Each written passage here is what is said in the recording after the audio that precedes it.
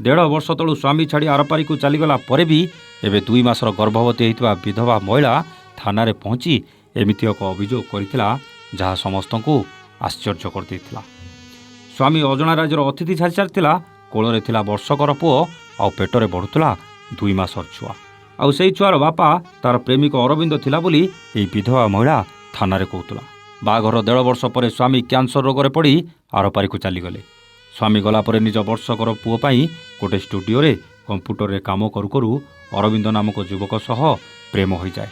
ପ୍ରେମରୁ ବିବାହର ପ୍ରତିଶ୍ରୁତି ଆଉ ସେହି ପ୍ରତିଶ୍ରୁତିରୁ ଶାରୀରିକ ସମ୍ପର୍କ। ଦୀର୍ଘ 9 ମାସ ଧରି ଏହି ବିଧବା ମହିଳା ସହିତ ଶାରୀରିକ ସମ୍ପର୍କ ରଖିବା ପରେ ମହିଳା ଜଣକ ଯେତେବେଳେ ତାଙ୍କ ପିଲାର ମା ହେବାକୁ ଯାଉଛନ୍ତି ସେତିକିବେଳେ ପ୍ରେମିକ ଅରବିନ୍ଦ ବାହା ହେବାକୁ ଏହି ବିଧବା ମହିଳାକୁ ସିଧା ସିଧା ମନା କରିଦେଇଛନ୍ତି। ଖାଲି ସେତିକି ନୁହେଁ ଆଜ୍ଞା, ପୁରା ପରିବାର ମିଶି ଏହି ବିଧବା ମହିଳାଙ୍କୁ ଅତ୍ୟାଚାର ଦେବା ସହିତ ତାଙ୍କୁ ମାରପିଟ ବି କରିଛନ୍ତି। ଏମିତି ଏକ ଘଟଣା ଅନୁଗୁଳ ଜିଲ୍ଲା ବଂରପାଳ ଥାନା ଅଞ୍ଚଳରେ ଘଟିଥିବା ବେଳେ ନ୍ୟାୟ ପାଇଁ ଥାନାରେ ପହଞ୍ଚିଛନ୍ତି ଏହି ବିଧବା ମହିଳା ଜଣକ। ନାଳୁଆ ରସିକିଆ ପ୍ରେମିକ ଧୋକା ଦେଲା ବିଧବା ପ୍ରେମିକାକୁ। ଜୀବନସାଥୀ କରିବାକୁ ଦେଇଥିଲା ପ୍ରତିଶ୍ରୁତି, ହେଲେ ପ୍ରେମିକା ଜାଣିନଥିଲା ପ୍ରେମିକ ଏଡ଼େ ଦଗାଦିଆ ବୋଲି। ଅନୁଗୁଳ ଜିଲ୍ଲା ବଂରପାଳ ବ୍ଲକ ଅନ୍ତର୍ଗତ ଲେଙ୍ଗୁଳିଆ ବେଡ଼ା ଗ୍ରାମରେ ଜଣେ ବିଧବା ମହିଳାଙ୍କୁ ବିବାହର ପ୍ରତିଶ୍ରୁତି ଦେଇ ପ୍ରତାରଣା କରିବା ସହ ଜୀବନରେ ମାରିଦେବାକୁ ଧମକ ଦିଆଯାଇଥିବା ନେଇ ବଂରପାଳ ଥାନାରେ ଅଭିଯୋଗ କରିଛନ୍ତି ଏହି ମହିଳା ଜଣକ।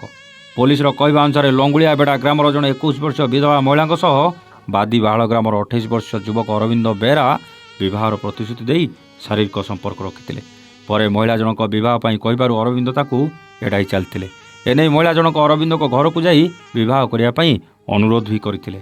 ସେଠାରେ ଅରବିନ୍ଦଙ୍କ ବାପା ଜମ୍ବେଶ୍ୱର ବେହେରା, ମା ମିନତୀ ବେହେରା, ଭାଇ ଦାମୋଦର ବେହେରା ତାଙ୍କୁ ଅସଭ୍ୟ ଭାଷାରେ ଗାଳିଗୁଲଜ କରିବା ସହ ଜୀବନରେ ମାରିଦେବାକୁ ଧମକ ଦେଇଥିବା ଅଭିଯୋଗ କରିଛନ୍ତି ନିଜେ ମହିଳା ଜଣକ।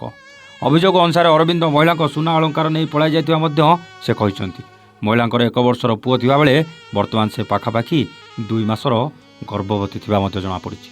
ଏନେଇ ମହିଳା ଲିଖିତ ଅଭିଯୋଗ କରିବା ସହ ଉଚିତ ଦଣ୍ଡରେ ଦଣ୍ଡିତ କରିବା ପାଇଁ ଥାନାରେ ନେହୁରା ହୋଇଛନ୍ତି।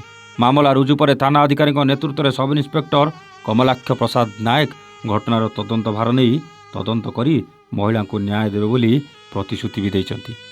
ଏହି ମହିଳାଙ୍କୁ କେମିତି ନ୍ୟାୟ ମିଳିବ, କେବେ ମିଳିବ ତାହା ତ ସମୟ କହିବ ଆଜ୍ଞା। ହେଲେ ଏମିତି ଜଣେ ବିଧବା ମହିଳାଙ୍କ ସହ ଅରବିନ୍ଦ ଯାହା କରିଛନ୍ତି କ'ଣ ଠିକ୍ କରିଛନ୍ତି? ଯଦି ତା'ର ବାହା ହେବାର ନଥିଲା ତେବେ କ'ଣ ପାଇଁ ତା ସହ ଶାରୀରିକ ସମ୍ପର୍କ ରଖୁଥିଲେ? ଆମେ ମାନୁଛୁ ମହିଳାର ସହମତିରେ ଶାରୀରିକ ସମ୍ପର୍କ ରଖାଯାଇଛି, କିନ୍ତୁ ଜଣେ ମହିଳାର ଯେତେବେଳେ ସ୍ୱାମୀ ନାହିଁ ସେ ତ ପୁଣି ସାହାରା ଖୋଜିବ ନା। ଆଉ ଯଦି ଜଣେ ଭଲ ପାଇ ସାହାରା ହେବାକୁ ଚାହୁଁଛି ସେ ମହିଳା କ'ଣ ମନା କରିପାରିବ ଆଜ୍ଞା? କିନ୍ତୁ ଏମିତି ମିଛ ପ୍ରତିଶ୍ରୁତି ଦେଇ ପ୍ରେମିକ ଜଣକ ଯାହା କଲେ କ'ଣ ଠିକ୍ କଲେ? ଏଠି କାହାର ଭୁଲ, ବିଧବା ମହିଳାର ନା ସେ ଧୋକେବାଜ ପ୍ରେମିକର? ଯଦି ପ୍ରେମିକ ଅରବିନ୍ଦ ଭୁଲ କରିଛନ୍ତି ତେବେ ତାଙ୍କୁ କେମିତି ଦଣ୍ଡ ମିଳିବା ଦରକାର କମେଣ୍ଟ କରି ନିଶ୍ଚିତ ଜଣାଇବେ ଆଜ୍ଞା। ରହୁଛୁ, ନମସ୍ତେ, ଜୟ ଜଗନ୍ନାଥ।